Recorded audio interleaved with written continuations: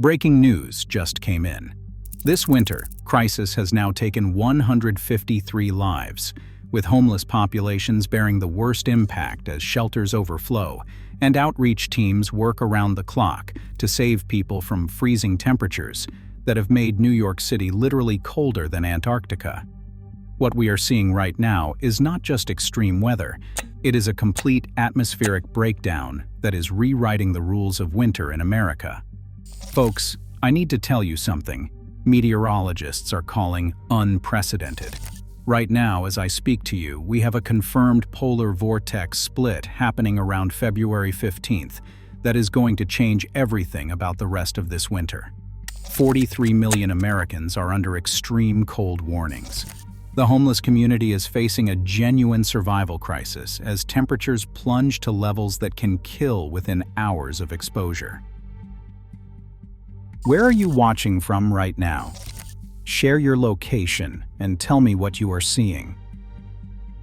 The scope of this emergency spans from Florida breaking century-old cold records to Montana hitting 70 degrees on the same day.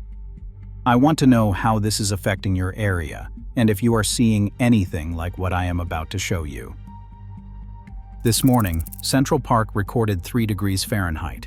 That is colder than McMurdo Station in Antarctica at the exact same time. Dallas has been below freezing for over 200 consecutive hours. Miami just shattered temperature records that stood for 116 years. But here is what is really terrifying. The atmospheric engine driving all of this is just getting started.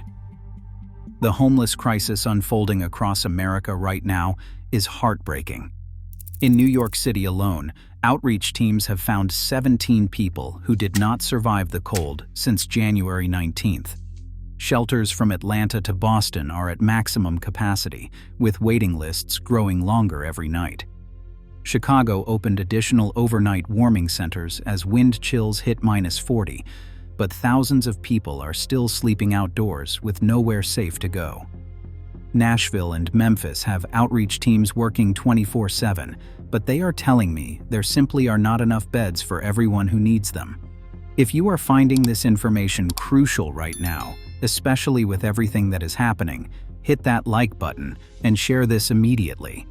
People need to understand the scope of what we are dealing with, and having real-time information could literally save lives.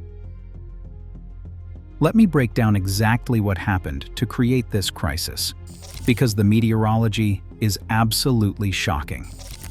We were hit by 3 separate storm systems in just 17 days. Those were winter storms Fern and Gianna, followed by the most brutal Arctic blast in years. At peak impact, this covered more territory under winter storm warnings than any weather event in recorded history.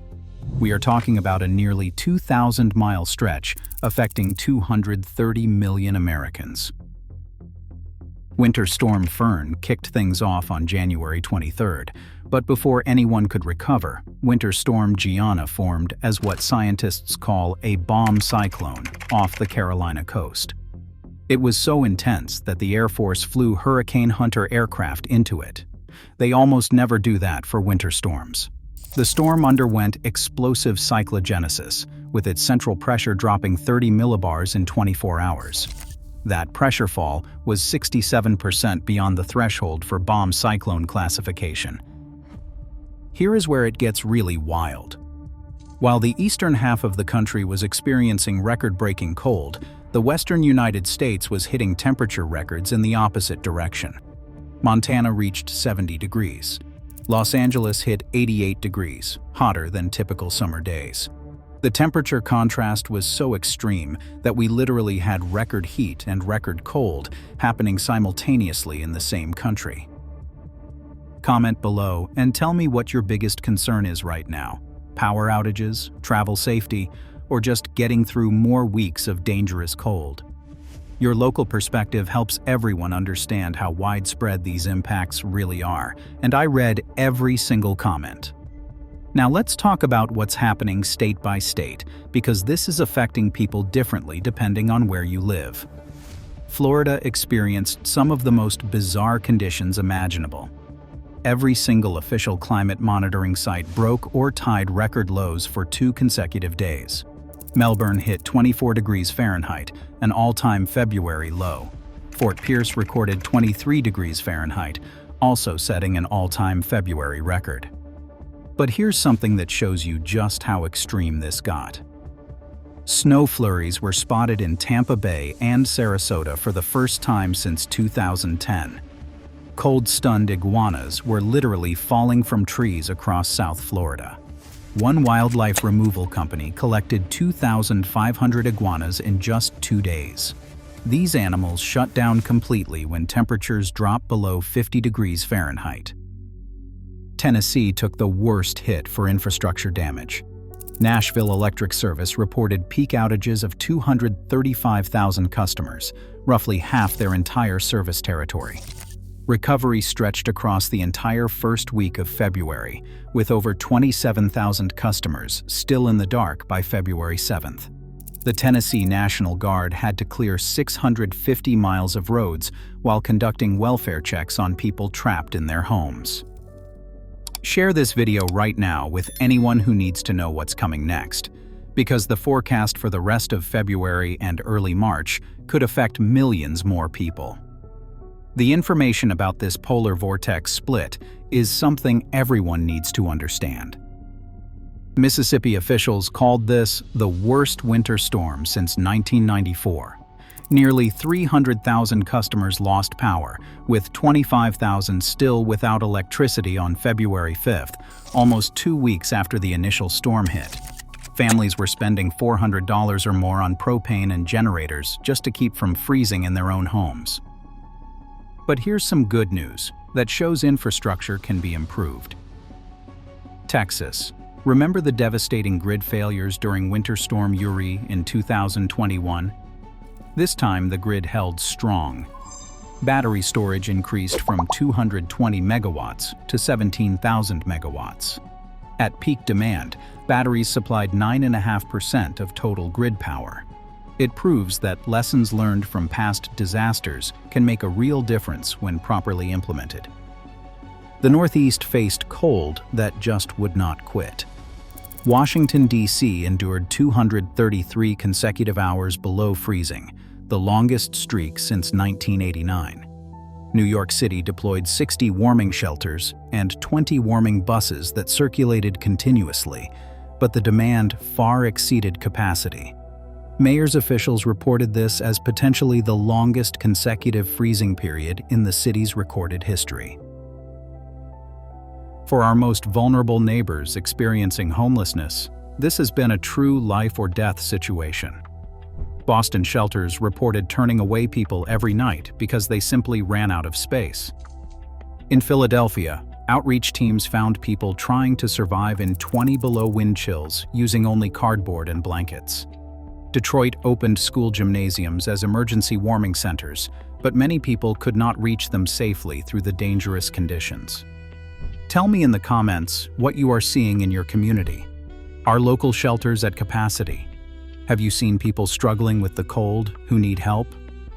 Sometimes the most important thing we can do is share information about resources and look out for each other. The Great Lakes region saw conditions that were both fascinating and incredibly dangerous. Lake Erie froze to 95% coverage, effectively shutting down lake-effect snow for western New York. But the persistent cold created other problems. Chicago experienced its coldest weather in 7 years, with O'Hare Airport logging 500 delays and over 50 cancellations on February 7th alone. Grand Rapids, Michigan recorded minus 19 degrees, the coldest reading since 1994. The economic damage is staggering and still climbing. Natural gas prices surged 78% as heating demand skyrocketed and production facilities froze up. Nearly 21 gigawatts of power generation went offline. Total flight cancellations from both storms exceeded 17,700. Some airlines called this the most disruptive weather event in their entire operational history. Infrastructure is failing in ways that show how unprepared we are for extreme cold.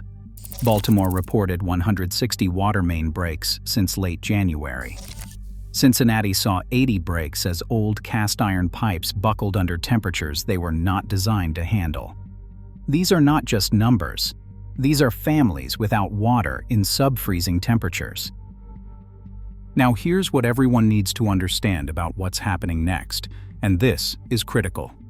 The stratospheric sudden warming event is not just meteorologist jargon. It is a confirmed atmospheric disruption that is reshaping weather patterns across the northern hemisphere. Temperature anomalies in the stratosphere are running 40 degrees Celsius above normal. The polar vortex is literally splitting into two cores around February 15th. Make sure you are subscribed with notifications on because we are tracking multiple developing situations that could affect millions of people over the next month. The confirmed polar vortex split and the potential for severe weather through March mean having real-time updates could be crucial for your safety and planning. For the next week or so, we are going to see some relief. Pacific air is going to moderate eastern temperatures through mid-February. Cities that have been stuck in deep freezes will finally get a break, with highs rebounding from single digits to the 30s and 40s. But folks, this is temporary relief, not the end of the story. The real concern is what happens in late February and early March. The atmospheric interference that is currently shielding us from the full effects of the stratospheric warming will not last forever. Weather models are already showing signals for the potential return of severe cold in the final week of February. The polar vortex disruption could bring additional rounds of dangerous Arctic air just when everyone thinks winter is winding down. What makes this particularly dangerous for homeless populations is that repeated exposure to extreme cold makes people more vulnerable, weakening the body's ability to cope with each subsequent cold wave. Emergency shelter coordinators report seeing people with frostbite, signs of hypothermia, and respiratory issues that worsen each time temperatures fall. The brief warm-up will not be enough for people to fully recover before the next potential Arctic blast. Here's something that really shows how extreme this pattern has been. The western United States recorded a record low in snow cover in satellite records dating back to 2001. Oregon, Colorado, and Utah all reported record low statewide snowpack. The Sierra Nevada is sitting at just 50 to 70% of normal. While the East was buried in snow and ice, the West was experiencing drought conditions that could affect water supplies for millions of people this summer. Like and share this quickly if you want to help get this information out there. The more people who understand what we're dealing with, the better prepared everyone can be for what's ahead. The science behind all of this points to some really significant changes in how our atmosphere behaves. When Arctic sea ice is at record low levels, which it currently is, it weakens the temperature differences that normally keep the jet stream stable. Add in unusually warm Gulf of Mexico waters running around 72 degrees in January, and you get the perfect setup for these explosive storm systems. Recent research suggests that polar vortex disruptions like this are becoming more frequent. While Earth is unequivocally warming, severe winter weather events are not disappearing. They might actually become more intense, even as they become less frequent. It is a complex relationship between Arctic warming and weather patterns that we are still working to understand. Emergency response teams worked under incredibly dangerous conditions throughout this crisis. The National Guard activated over 5,000 members across 15 states. FEMA deployed 900 staff members and prepositioned 7 million meals, 3 million liters of water, and over 650,000 blankets. This represents one of the largest federal emergency responses to a weather event in recent memory. But the response to help homeless populations has been overwhelmed. Cities like Seattle, Portland, and Denver opened additional emergency shelters, but demand exceeded capacity by hundreds of people each night. Social workers report that some individuals experiencing homelessness are avoiding overcrowded shelters due to safety concerns, choosing to risk the cold instead. Drop a comment and let me know what you think needs to happen to better protect vulnerable people during extreme weather events like this. Are there solutions your community has found that work? How can we do better when the next crisis hits? The recovery process is going to take months, even after the weather pattern finally shifts. Repairing hundreds of water main breaks, replacing damaged power infrastructure, clearing debris from wind and ice damage, and addressing the economic impacts on businesses and families will extend well into spring and summer. Recovery and repair will be long-term efforts. For the immediate future, the Pacific Northwest and Northern California should prepare for beneficial storm activity from February 13th to February 15th. This could help with the severe drought and low snowpack conditions that have developed.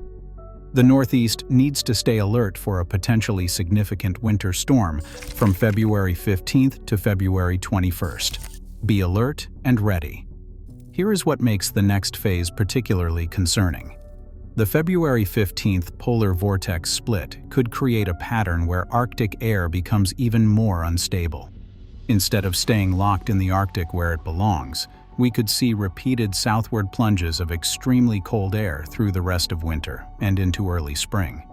Share this with your family and friends, because what is coming could affect millions more people. Understanding the scope of this ongoing crisis and the potential for additional severe weather is something everyone needs to know about. Share this information. One thing that is particularly troubling is how this cold pattern is interacting with existing vulnerabilities in our infrastructure and social support systems. Power grids that performed well during milder winters are being pushed beyond their design limits. Homeless shelters operating at normal capacity become dangerously overcrowded during extended cold periods. Transportation networks that can handle typical winter weather shut down completely under these extreme conditions. Power grids and shelters are at risk. What we are witnessing is a winter weather pattern operating outside the bounds of what most emergency management systems were designed to handle. The combination of extreme cold, massive snowfall, ice accumulation, and hurricane-force winds in rapid succession has overwhelmed response capabilities across multiple states simultaneously. The bottom line is this: we are in the middle of a historic winter weather crisis that has already taken 153 lives and caused billions in damage, with our most vulnerable neighbors bearing the worst impacts. The atmospheric conditions driving it are not finished with us yet. The next few weeks will determine whether this becomes a winter that gets remembered for decades or something even more significant. Stay safe, stay informed, and please look out for people in your community who might need help getting through what is still to come.